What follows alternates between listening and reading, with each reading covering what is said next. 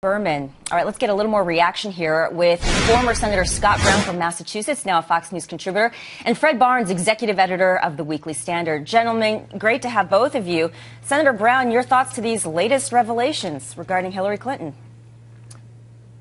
Well, first of all, what you're seeing now is the intersection of money and politics. And as a public official and a public figure, the Clinton Foundation, Hillary Clinton, and Bill Clinton are going to have to make full and open disclosures with regard to their financial interests. And I can speak firsthand. I released 8 years of tax returns, and every little thing that I did was scrutinized, criticized, torn apart, and expect the same thing to happen for somebody who's running for president. And with respect to getting $2.3 some odd million from the Russian government, why are they paying the Clinton Foundation that amount of money? It's not because they love, the work that they're doing. So I think you need to follow the money, and I have some very serious doubts, and I think it's a real problem. All right, Fred, I'd like you to pick up on that. The uranium deal, this situation that we've been reporting on, with Hillary Clinton signing off on the deal, just as the Canadian owner, right, gave the very generous donation to the Clinton Foundation. Do you think this is just the tip of the iceberg, with the Clintons now having to refile their taxes? Well, for one thing, there are many foreign governments that have given money, and foreign actors and investors and businessmen and so on that have given money to the Clinton Foundation. We know now that that Russian donation was not publicly disclosed, as the Obama administration required Hillary to do, and obviously the foundation didn't do it. But I think this is the question now. Where's Hillary? She's not answering any of these questions. She'll have some aide, we'll hand out a memo. Since she announced her candidacy. And the media has been focused on her Scooby-Doo van, right? And her lunch preferences. Yeah, absolutely. You know why she's not answering questions? Because she doesn't have a good answer for any of this. She didn't have a good answer on her emails, and then there was the deleted emails and so on. What has to come next is Hillary Clinton appearing in public, answering the questions from the media about what went on here. And I'm not expecting it anytime soon. So with regard to, actually, let's step back. This obviously is going to have, well, it has everybody talking. Outside of the impact on the Hillary Clinton presidential campaign, are there questions, doesn't it, Senator Brown, raise questions about if she improperly used her position as Secretary of State? Are there issues of corruption, bribery questions? What do you think about that? Well, those are things that are going to have to be investigated, and that'll only be done after full and open disclosure by the Clinton Foundation of monies that they actually received from the foreign governments when they came in, and then draw the correlation and have people actually go and look at what the State Department actions were on particular issues. Now, the Russian deal, she's going to have to answer questions about that. And are there other situations like that? Here's the problem. There's a couple of things. Number one, there's almost a double standard, a typical Clinton double standard between what's good for every other American or every other elected public official and the Clintons. There's a lack of trust right now between the American people and the Clintons because of, as was referenced by the other guest that's on there, the emails, the deleting of the emails. Now we find out that they didn't file their taxes properly, but everybody else has to do it the right way. But God forbid they do it, now they have to do it. The only reason they're doing it is because they got caught.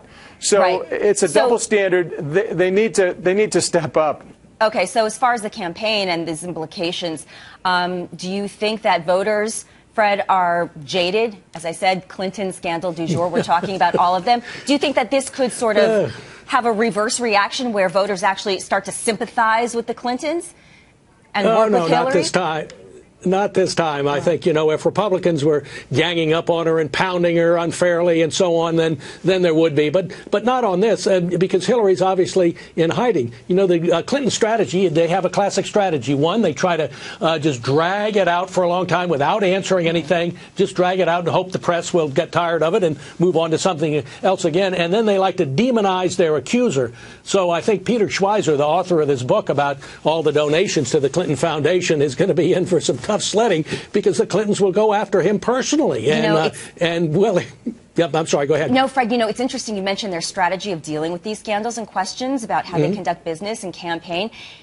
Chelsea Clinton speaking publicly today about the foundation, promising continued transparency. Is that a game changer in the Clinton camp in terms of their strategy? I mean, they're bringing her out now. She used to be hands-off with the press. The press couldn't go there ever. Does that change things now? No, she's in lieu of her mother and father. That's why she's there. They don't want to be, because she can say, well, I don't know anything about these contributions to the foundation and their legality and whether they were publicly released or not. She can just play as if she was not involved in that, and maybe she wasn't. I don't know. They're trying, but they don't want to put Hillary out there because there's not a good answer for this. So all of this has actually had an impact on the poll for Hillary and her popularity. She has dropped a few notches. But in the same poll, interesting, Marco Rubio, senator from Florida, actually is showing some strength. And he's, at this point, the standout Republican candidate. So what are your thoughts on Rubio coming out of this poll ahead? Give that to you, Senator Brown. Well, first of all, I know Marco. I served with him. He's one of the nicest, honest, hardworking men that I've ever met. He was always prepared, very diligent. I got to speak this weekend at the GOP summit in New Hampshire, listened to him speak. I thought his presentation and his points were very well taken, very well received. And I think, he's had a flawless rollout so far. And the others could learn, I think, from what he's doing. And drawing the contrast between the old and the new, i.e. Hillary Clinton or potentially Jeb Bush, and him and the new breed of Republicans, I think is working. So it's early. But if you look what's happening with Secretary Clinton and the lack of disclosure, the intersection of money and politics, the kind of aloofness when it comes to dealing with the average American and what they're going through versus what Marco Rubio has gone through, basically coming from nothing, he and his family struggling, and now he's a United States senator and the leader of our party. I think he's got a very, very bright future. Except that he's, in a way, biting the hand that fed him, considering Governor Jeb Bush, right? I mean, Fred, your last comment on Marco Rubio. Stealing his thunder. I misinterpreted that. What it shows is that Marco Rubio is very bold. Yeah. Look, I mean, some of these other senators like Ted Cruz and Rand Paul, their fallback position, hey, I don't win the Republican nomination, I'll still be in the Senate. Marco Rubio, in his quest for the presidency, is giving up his Senate seat. He'd have to be running for re-election in 2016. A very bold step.